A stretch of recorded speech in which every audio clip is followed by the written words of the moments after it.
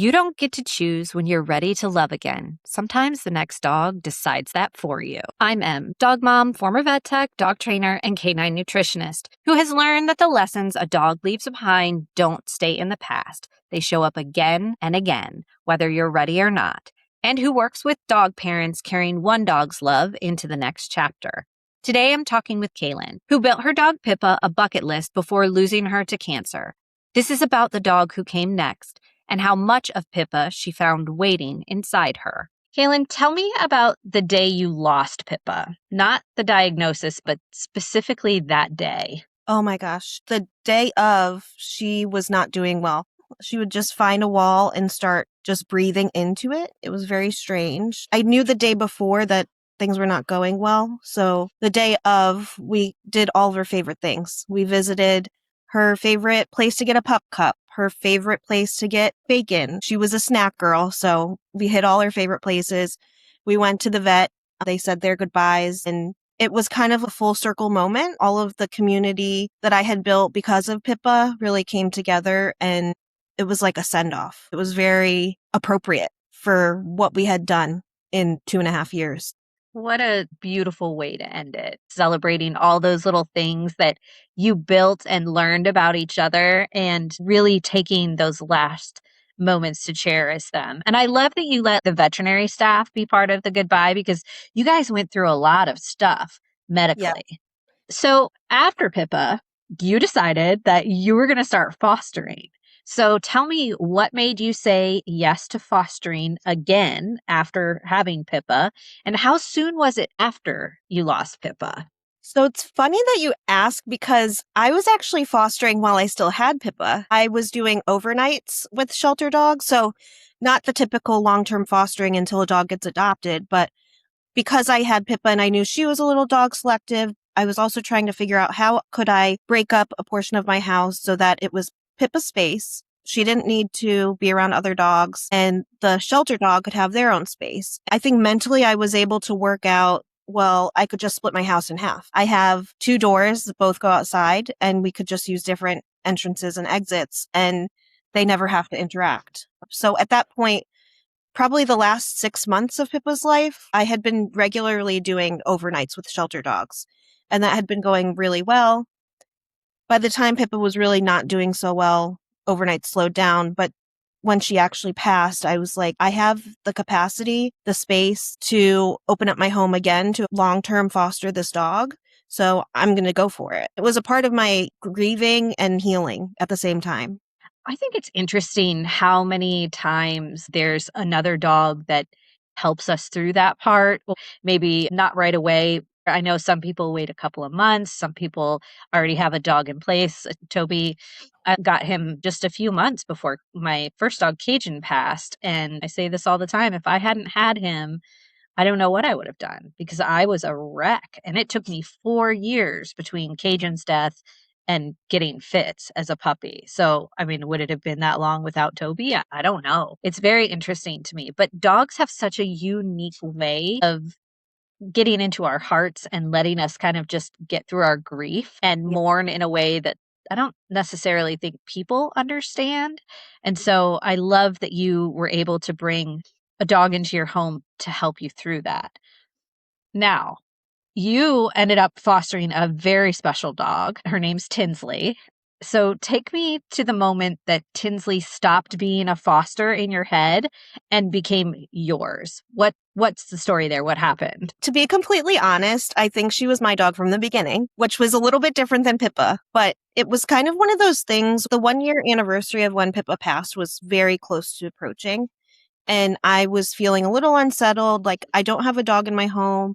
I wasn't fostering. I was also out of town. So I was looking at the website and I saw this dog that just looked so pitiful. Crusty eyes, bleeding, sores in a cone. And I was like, the moment I get home, I am picking this dog up because 1, I don't want to be alone on the anniversary of Pippa's passing, and 2, this dog needs a home. And her photo just spoke to me. It's kind of one of those things. I know people have talked about this. They see a picture of a dog and it just like speaks to them. it was that exact situation. So I started fostering Tinsley, and then we kind of went to adoption events, and she was doing great. She's super easygoing. People loved her. She didn't really get a lot of adoption interest, and then she got a few great applicants, and it didn't work out. That's really when I was like, okay, I think you're my dog. I think you're going to stay with me. Tinsley had a pretty rough start. You guys have really been through a journey on that as well. Do you want to talk a little bit about her transformation? Because she Oh, doesn't look like the same dog. oh, I often look back at that shelter photo that really caught my eye, and I was like, whoa, that's not the Tinsley that I know today. Her spirit's the same, but like visually, totally different. She arrived at the shelter as a stray. She was already spayed, so that gave me some sort of indication that she was an owned dog at some point. I'm not sure how she ended up a stray. I'm not sure how long she was kind of running at large, but she ended up at the shelter. I saw her picture, fell in love, but like I said, had the cone on because she was scratching her eyes. She had an eye infection, an ear infection, dermatitis, any sort of skin condition you can think of. She probably had it. She had like the little rat tail that had no fur on it, very consistent with what Pippa had. A lot of what Tinsley was going through reminded me a lot of Pippa. Tinsley smelled of Fritos, and not just on her paws, but just like that yeasty Fritos smell. And it was kind of a reminder of when I was caring for Pippa. It was the regular vet visits, checking on her skin. And then I noticed some other health issues, and it was a snowball effect to some extent. But we did a workup with the shelter, which I'm so grateful for, because she was urinating in the house and nothing was diagnosed. But at that point, it kind of aligned with when I was adopting her. So that's really when our medical journey together started. Was there a moment with Tinsley where you caught yourself doing something that you learned from loving Pippa through the end, even without meaning to? Oh, absolutely. I am reminded of Pippa almost every single day caring for Tinsley because her personality is very similar, but also she's an independent female dog, but she also has like those tender moments where she does need care and affection and she's seeking attention. And it's very similar to Pippa. I think the funniest thing is that we went through all the diagnostics for her health and everything, the urinating, and I found out that she has Cushing's disease, which is exactly what Pippa had. I did further testing to figure out what type of Cushing's disease to see if it was a possible pituitary gland tumor that could be removed surgically. Ironically enough, she has the same exact type of Cushing's disease that Pippa had. And I was like, I think this is another sign that it was meant to be. That's wild. And Pippa was the queen of dress up. You have all these necklaces and little outfits and bows and all kinds of things that Pippa very regally wore. And now Tinsley is kind of taken over the mantle of the same thing. And all of Pippa's items fit her. I love that they've been able to show you that they are connected in so many ways because dogs have this unique ability to be exactly whatever it is that we need in the moment. Tinsley seems to be a little bit more tolerant of house guests, though. Yes, definitely. Tinsley at the shelter was a helper dog in playgroup. Her temperament is very easygoing. She loves people.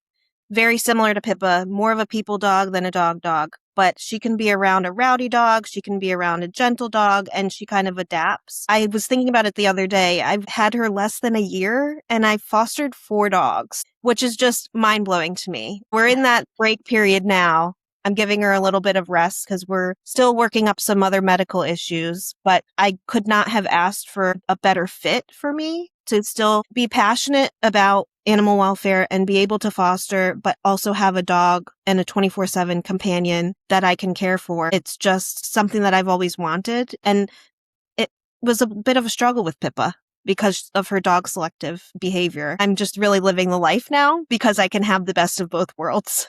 You were given this gift by Tinsley to where you were able to get back to the original path that you were headed on when you initially started with Pippa. So it's really neat to see how each dog implements something into our journey. I also love that you're taking a little bit of a break for you guys. I think that is so important and so unrecognized in a lot of the pet care professionals. tell everyone how they can find you and connect with you. We have a joint account now because it used to be Pippa's account, but now it's a joint account. And it's prettygirl.tinsley, both on Instagram and TikTok. Before we wrap up, I want to pause for something I call answering the ask. This is a moment where we step back from the story for a second and just sit with what it actually feels like to let yourself love a dog again after losing the one who taught you so much. What is a moment since Tinsley where grief and love got the most tangled up, where you weren't sure if you were loving her or still missing Pippa, and what did you do with that? A few months ago, Tinsley had a neurological episode. She was diagnosed with old dog vestibular disease. So really not anything that is out of the ordinary for an older dog. I got the call from the ER vet and neurologist that I needed to go in urgently. And at that point, my heart sank. And it was one of those moments where I hadn't felt like that since I cared for Pippa. And I was like, oh no. Is this going to be a conversation where we're talking about quality of life and end of life, which was essentially the theme of my time with Pippa? Every single day I thought, this is going to be the last day I have with Pippa. So I had that immediate feeling and my heart just dropped. And that's when I really knew Tinsley was so special to me. And it wasn't that she was replacing Pippa or anything along those lines. It was just that my connection to Tinsley was different, but almost equally as significant. It's just so hard to describe sometimes, but that moment really gave me some affirmation, actually, that I didn't just adopt this dog because I love her. I adopted this dog because I deeply care for her, and it is my job and responsibility to care for her, and I want what's best for her. But long story short, she was fine. They just didn't tell me that she was fine on the phone, but that was really the moment where it kind of felt like a crossroads, both Pippa and Tinsley intersecting. Oh, well, you have certainly been on a journey with these dogs, and I can't wait to see what you continue to build throughout your life, fostering all of these wonderful dogs and giving them such a special place to live in between finding their forever homes. Oh, thank you so much. I'm just so grateful to be in a place where I can help animals in need and continue to try to give back as much as I can. Kailynn said something near the end of this conversation that I keep coming back to. When Tinsley had a health scare and her heart dropped the same way it did with Pippa, she realized it wasn't that Tinsley was replacing Pippa. It was proof that she didn't just love this dog. She deeply cares for her, and that's a different thing entirely. And if part of you has felt this same tangle, loving the dog in front of you while still missing the one you lost, wondering if that means something is wrong, that's not confusion. That's just what it looks like to let two things be true at once. I've written more about what that actually feels like and how to sit with it instead of rushing past it in my blog. The link is in the episode description. So be kind, spread joy, and remember, the dog who finds you next isn't always replacing the one you lost. Sometimes they're just carrying on what the other one started.